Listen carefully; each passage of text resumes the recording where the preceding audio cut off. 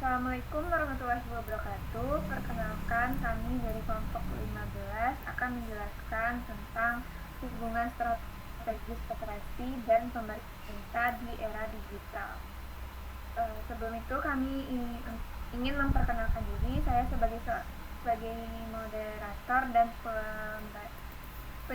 pembaca pertama dengan nama Mutia Azizul Hayati dan NIM 25060088 serta rekan saya Nabila Adia Meska dengan NIM 25060089.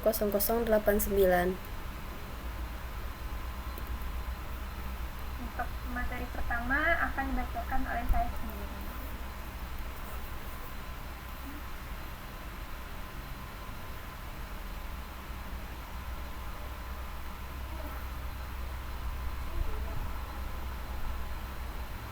Di tengah perkembangan teknologi yang semakin pesat, koperasi dituntut untuk ikut bertransformasi agar tetap mampu bersaing dan memberikan pelayanan yang optimal kepada anggotanya.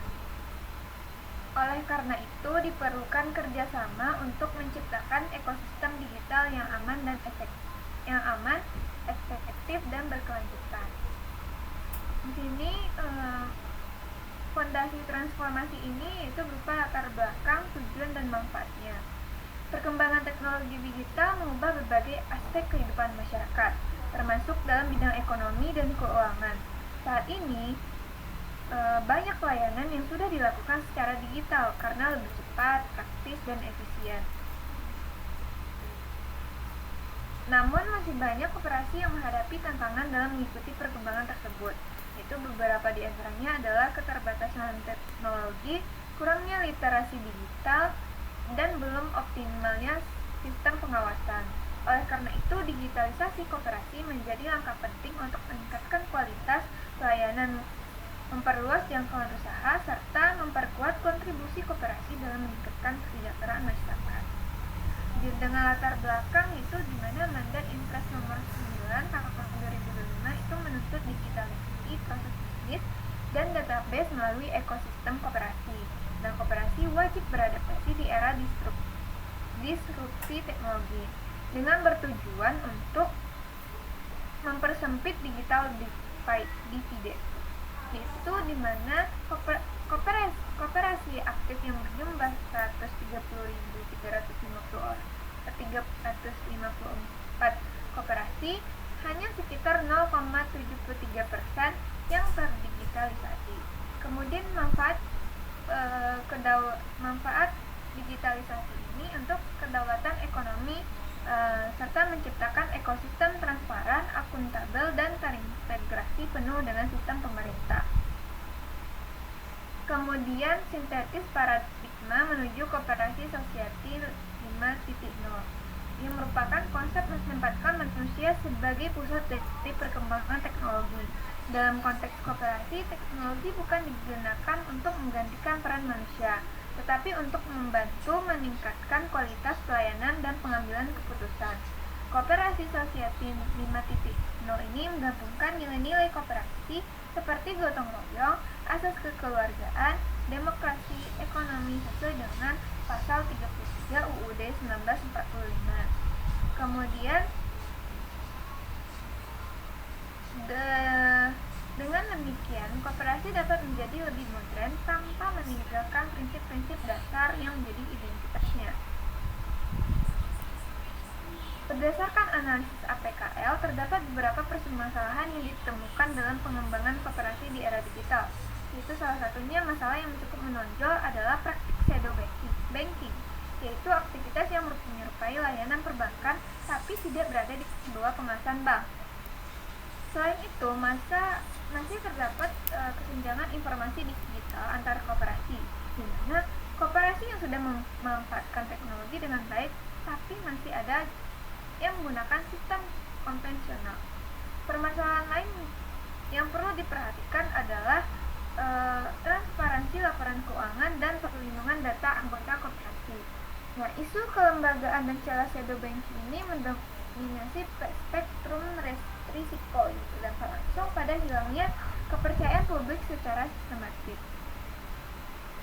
Kemudian Selanjutnya dilakukan analisis menggunakan metode USG, yaitu urgensi, seriousness, dan growth. Dari hasil analisis tersebut ditemukan bahwa masalah yang penting untuk segera ditangani adalah kesenjangan antara perkembangan teknologi dengan kemampuan pengawasan regulator.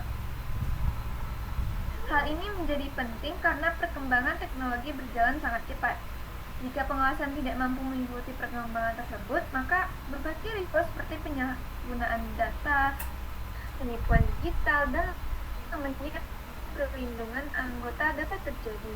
Oleh karena itu, peningkatan kapasitas pengawasan menjadi salah satu prioritas utama.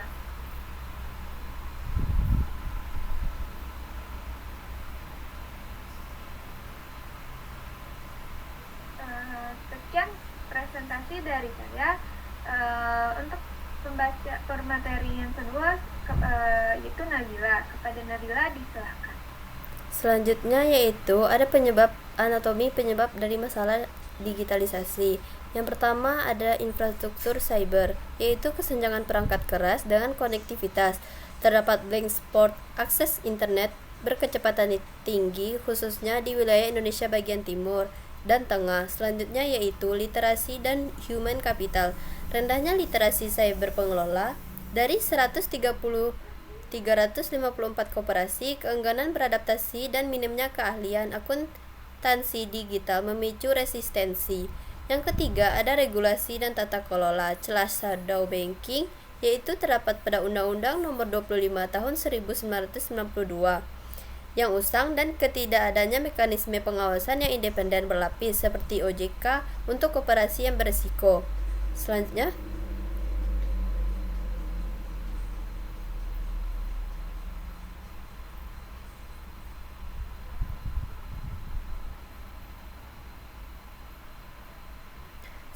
yaitu ada dampak digitalisasi, ada efisiensi dan ancaman kepatuhan.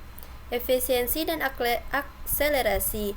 Yang pertama adanya waktu penyusunan portofolio yang dipangkas dari hitungan hari menjadi hanya 5 menit. Yang kedua yaitu penurunan drastis biaya operasional rapat tahunan hingga mencapai 60%.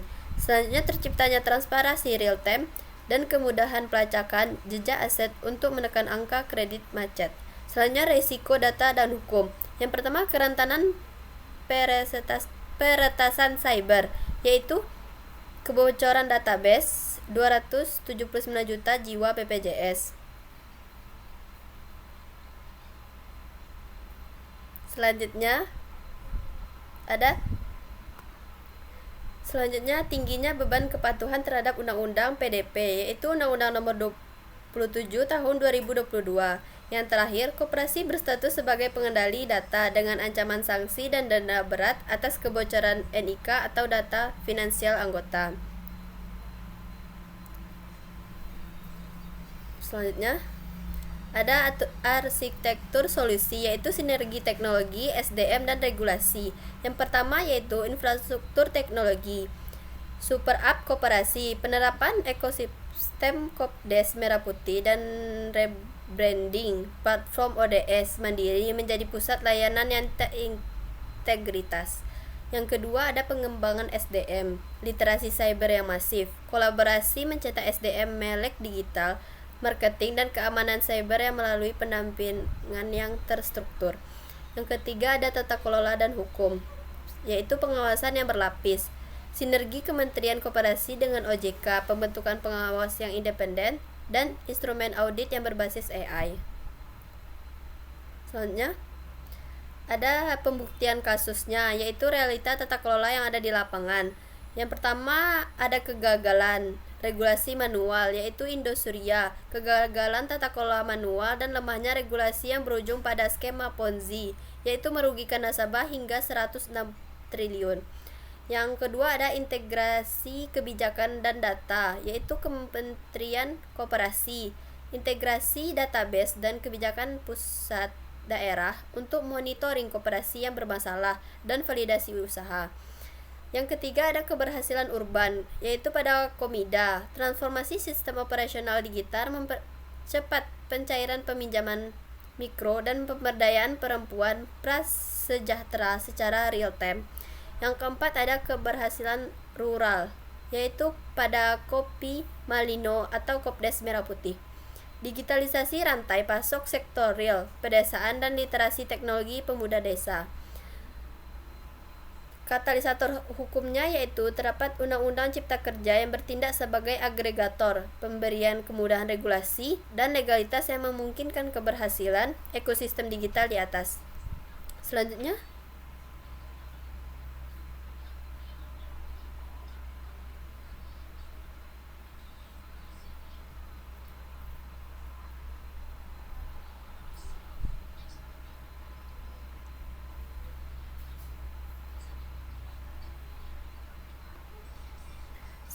yaitu kesimpulan dan peta jalan yang strategis. Kesimpulannya yaitu digitalisasi adalah mandat mutlak Impres nomor 9 tahun 2025. Namun, inovasi teknologi ini harus diimbangi dengan kepatuhan ketat terhadap Undang-Undang PDP guna mencegah kejahatan finansial. Yaitu terdapat pada ada jangka pendek, jangka menengah, dan jangka panjang. Pada jangka pendek yaitu revisi Undang-Undang Perkoperasian, melegitas RAT dan validasi smart contract dan standarisasi pelaporan keuangan AI. Selanjutnya pada jangka menengah, pemerataan infrastruktur, yaitu sinergi bersama Bakti Komdigi untuk menghapus blank spot internet demi operasional koperasi. Selanjutnya pada jangka panjang yaitu ekosistem Kopbank, yaitu interoperabilitas penuh antara sistem koperasi, perbankan, dan kementerian menuju Kementerian Society 5.0. Sekian dari saya kembalikan kepada moderator. Terima kasih kepada Nabila. Kemudian kita akan berada di bab kesimpulan. Itu berdasarkan dari pembahasan yang telah disampaikan, dapat disimpulkan bahwa digitalisasi merupakan kebutuhan yang tidak dapat dihindari dalam perkembangan koperasi saat ini. Transformasi digital mampu meningkatkan efisiensi, kualitas pelayanan, dan daya saing koperasi. Namun keberhasilannya memerlukan dukungan berbagai pihak, terutama pemerintah sebagai regulator dan koperasi sebagai pelaksana, di mana di lapangan kami melihat bahwasannya koperasi itu masih minim di bidang digital ini. Dan pemerintah tentu harus lebih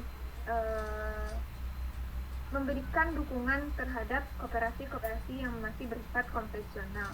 Selain teknologi, faktor sumber daya manusia juga berpengaruh, terutama tata kelola organisasi, serta regulasi yang adaptif juga memiliki peran yang sangat penting. Dengan kolaborasi yang baik antara pemerintah dan koperasi, diharapkan koperasi Indonesia mampu berkembang menjadi lembaga ekonomi yang modern, inklusif, dan tetap berlandaskan nilai gotong royong menuju Society 5.0. Sekian presentasi dari kelompok 15 kami.